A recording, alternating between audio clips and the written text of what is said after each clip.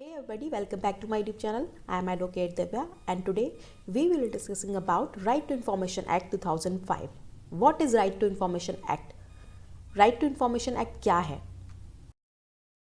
बात करें right to information act 2005 के फोर्स में आने की, तो आरटीआई फोर्स में आया अक्टूबर 2005 में और इसके जो बेसिक ऑब्जेक्ट्स थे वो थे एम्पावर करना सिटीजन्स को, जो गवर्नमेंट के अधिकारी थे उनके वर्किंग में ट्रांसपेरेंसी लेके आना एंड जो गवर्नमेंट के अधिकारी थे उनकी जनता के प्रति अकाउंटेबिलिटी को बढ़ाना एंड करप्शन कंट्रोल करना एंड प्रैक्टिकल गवर्नेंस को एस्टैब्लिश करना, ये थे इसके बेसिक ऑब्जेक्ट।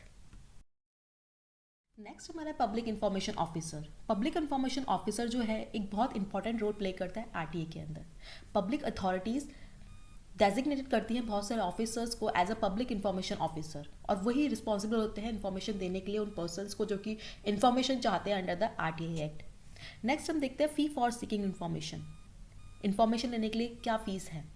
जो आरटीआई के अंदर आप इन्फॉर्मेशन लेना चाहते हैं उसके लिए क्या फ़ीस डिसाइडेड है। तो जो भी सिटीज़न जो इन्फॉर्मेशन चाहता है from a public authority required है उसके लिए कि एक एप्लीकेशन, डिमांड ड्राफ्ट या फिर बैंक का चेक या फिर इंडियन पोस्टल ऑर्डर जो कि ₹10 का होगा, ठीक है, payable to the accounts of officer of the public authority as a fee, जो कि इन्फॉर्मेशन लेने के लिए वो चाहते हैं, ठीक है।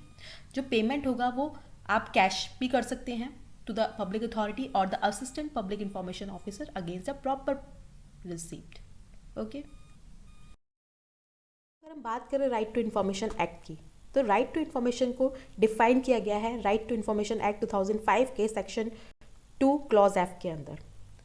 What does information mean? यहाँ पर सूचना का क्या मीन है, क्या अर्थ है सूचना का? तो सूचना के अंदर कोई भी इन्फॉर्मेशन के अंदर कोई भी मटेरियल जिसमें कि records, documents, opinions, advices, circulars, orders, logbook, contracts, report, papers, samples, etc, कोई भी इलेक्ट्रॉनिक फॉर्म के अंदर कोई भी इन्फॉर्मेशन, तो ये क्या है? इन्फॉर्मेशन मानी जाएगी। And information relating to any private body, कोई भी इन्फॉर्मेशन जो कि किसी प्राइवेट बॉडी से रिलेटेड ऐसी इन्फॉर्मेशन से है जिसमें कि for the time being in force किसी अदर लॉ के अंदर कोई भी पब्लिक अथॉरिटी द्वारा पहुंचा जा सकता है, तो वो क्या है? इन्फॉर्मेशन है। And what does right to information mean? Right to information क्या मीन है?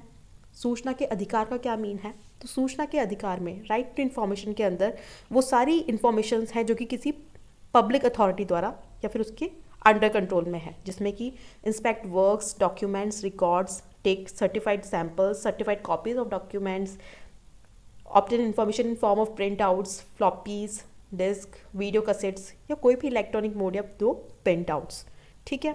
इनके अंदर इनके द्वारा या फिर कोई भी इंफॉर्मेशन प्राप्त जहाँ पे ऐसी इंफॉर्मेशन किसी कंप्यूटर में कलेक्टेड है, ठीक है। नेक्स्ट है what is the procedure for requesting information. Application procedure क्या होगा इसका इन्फॉर्मेशन प्राप्त करने के लिए, इन्फॉर्मेशन लेने के लिए? तो अप्लाई इन राइटिंग और दो electronic means not get operative universally in English और हिंदी और in the official language of the area to the PIO public information officer specifying the particulars of the information sought for. कोई भी व्यक्ति जो कि information चाहता है वो रिटर्न में, चाहे वो हिंदी हो इंग्लिश हो, उस एरिया का जो भी पर्टिकुलर लैंग्वेज है, ऑफिशियल लैंग्वेज है, उसके अंदर जो भी उसके रिलेटेड पब्लिक अथॉरिटी है उसको पर्टिकुलरली जो भी वो इन्फॉर्मेशन चाहता है उसको लिखकर, उसका विवरण देकर वो एप्लीकेशन दे सकता है, ठीक है। अब जो सूचना इन्फॉर्मेशन प्राप्त करने वाला व्यक्ति है, ज़रूरी नहीं है कि वो अपना कुछ भी रीज़न दे या फिर कोई भी पर्सनल विवरण दे, ऐसा ज़रूरी नहीं है। Reason for the seeking information are not required to be given. Next हम देखते हैं right to information only to citizens. Right to information जो 2005 है वो केवल सिटीजन्स के लिए है। इसके अंदर केवल सिटीज़न आते हैं। सिटीज़न से मीन्स जिसको कॉन्स्टिट्यूशन के अंदर, भारतीय संविधान के अंदर सिटीजनशिप मिला हुआ है, इंडियन सिटीजनशिप मिला हुआ है, वही केवल राइट टू इन्फॉर्मेशन प्राप्त कर सकते हैं, ठीक है। नेक्स्ट है disposal of applications for obtaining information. Information प्राप्त करने के लिए कोई भी एप्लीकेशन का डिस्पोजल कैसे होगा?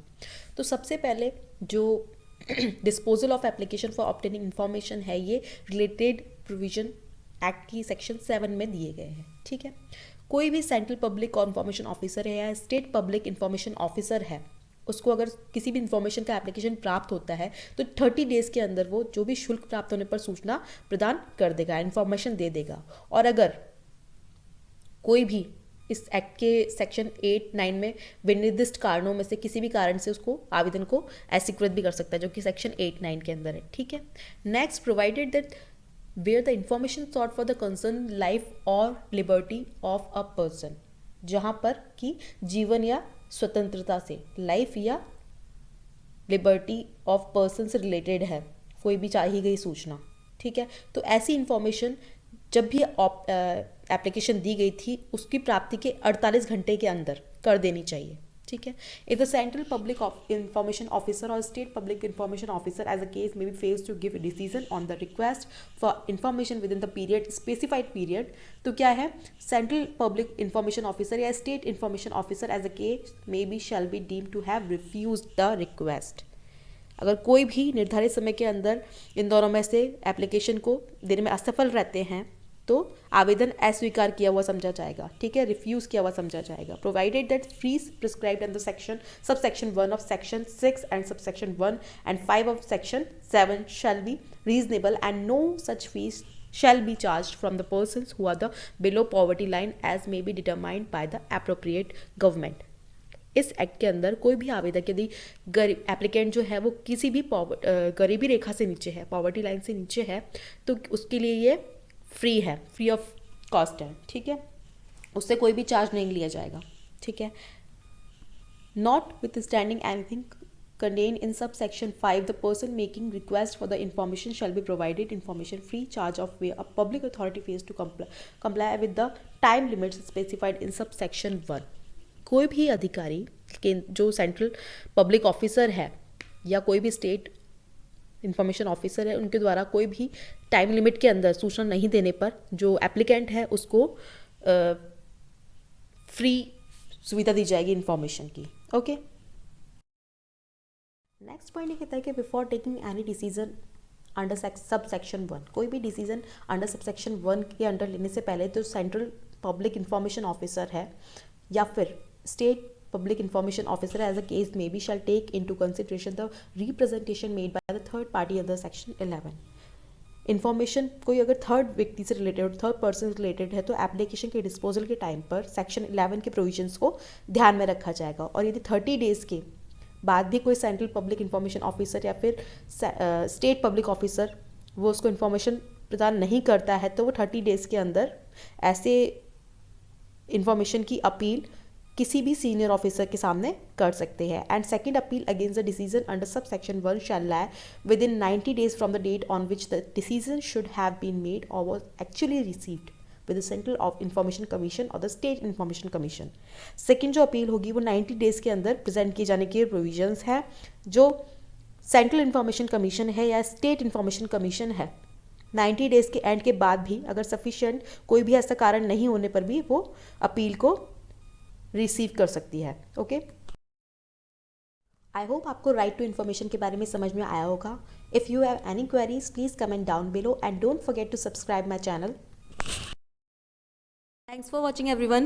Please like, share and subscribe my channel.